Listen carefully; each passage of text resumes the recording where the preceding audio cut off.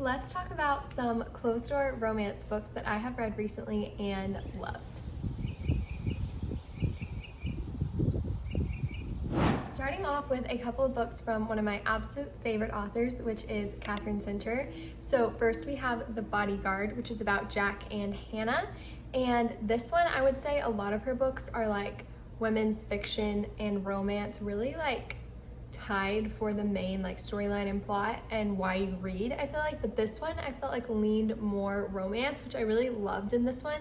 And basically Jack is a famous actor and Hannah is his bodyguard, and they have to fake date for a specific reason that you can read and find out. This book has a very like country setting, and I loved just like the family aspects, the romance, the way that it developed with the fake dating and just everything. I loved this one, so I highly recommend The Bodyguard. And then we also have Happiness for Beginners by Katherine Center, which is about Helen and Jake.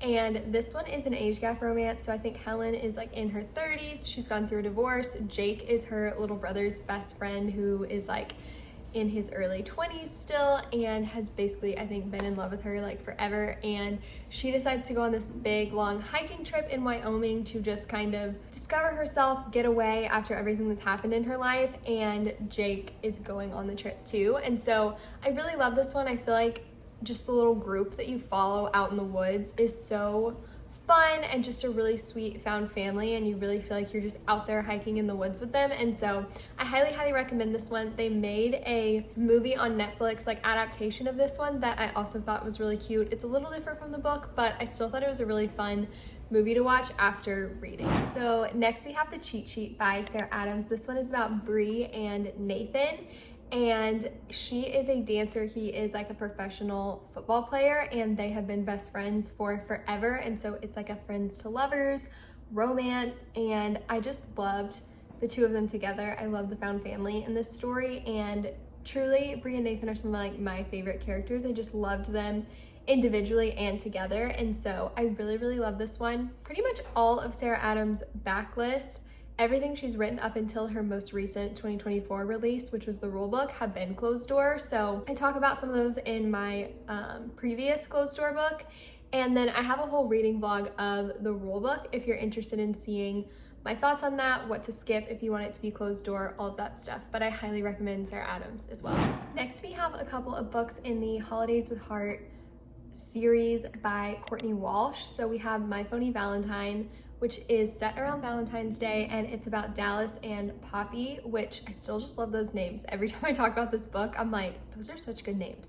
But he is a hockey player and she is like a restaurant owner in a small town outside of a big city, which I love about these books. Normally there's like the small town feel, but also you're near the big city and have like the hockey and all the things that go along with that. And so I really love Dallas and Poppy. I feel like these are really fun to just have to especially read around the specific little holidays, because then there is also My Lucky Charm, which is about Gray and Eloise, and this one is set around St. Patrick's Day, and so this one is in the same world. So Eloise is actually Poppy's sister, and then Gray and Dallas are on the same hockey team, so this is another hockey romance.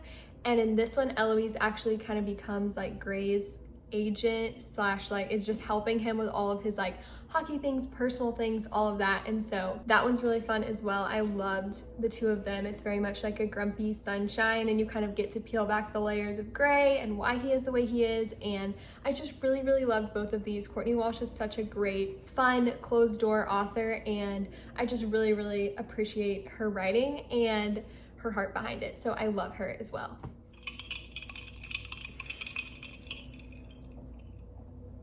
Next, we have two interconnected standalones in the Jansen Brothers world by Sophie Sullivan. So we have 10 Rules for Faking It, which is about Chris and Everly. This is like a workplace romance. They work at a radio station, and Everly has some like social anxiety and things, which I really enjoyed reading about in the book, and just kind of seeing how she wrote about that and depicted it. It made me feel very seen, and I just really loved the two of them together and also getting to meet some of the brothers, which then there is How to Love Your Neighbor, which is about Grace and Noah. So Noah is Chris's, one of his brothers. And this one is set in like a small beach town, and Grace gets this house, and then her neighbor next door is Noah. She's trying to fix up the house. He's like a real estate developer and he wants to buy her house. And basically, again, just the found family in this is so fun. It's, I feel like, very like HGTV kind of rom-com, which I really loved. Highly recommend this one. I loved it. I feel like it was perfect for summer. And I know there's one more in this world with the next brother after this one. I just haven't read it yet, so I'll report back after reading that one as well.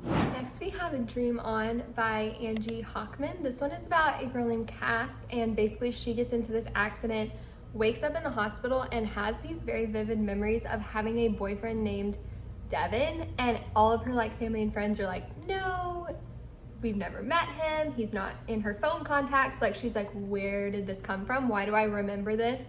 And apparently it's like not real. And then like a year later she sees him in a flower shop. So this book is kind of like a mystery romance. Like, you're trying to figure out why she has these memories and like what their relationship was, how they know each other. And then also you're following like the romance. And so that really kept me intrigued. I will say in this one, the epilogue does have spice. So just keep that in mind. If you read it, you might want to just skip the epilogue. Next we have Meet Me in the Margins by Melissa Ferguson. So basically this one is about a girl named Savannah, and she works at a publishing company. And she kind of dreams of being an author, and basically she has this manuscript and this mystery man is like reading it and writing in the margins and stuff for her. And so this one, similarly to Dream On, is kind of like a mystery romance where you don't exactly know who the love interest is. And so I love that aspect where I just kept reading because I wanted to know who it was, and you probably have a guess, but I think it's just kind of fun sometimes to not completely know like who's gonna end up together.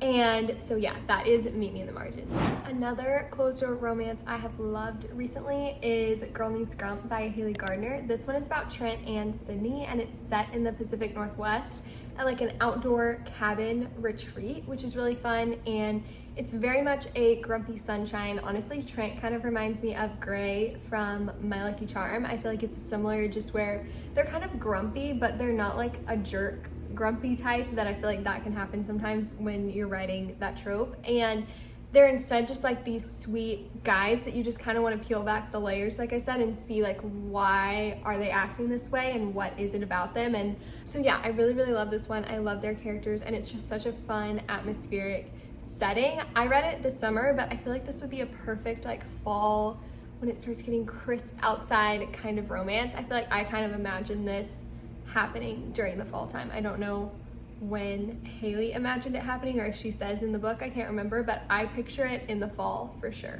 Another book is Love Unscripted by Denise Hunter. This one is about Liam and Chloe, and Chloe is basically an author. Her book is being turned into a movie, and Liam is playing the male main character in the movie of her book.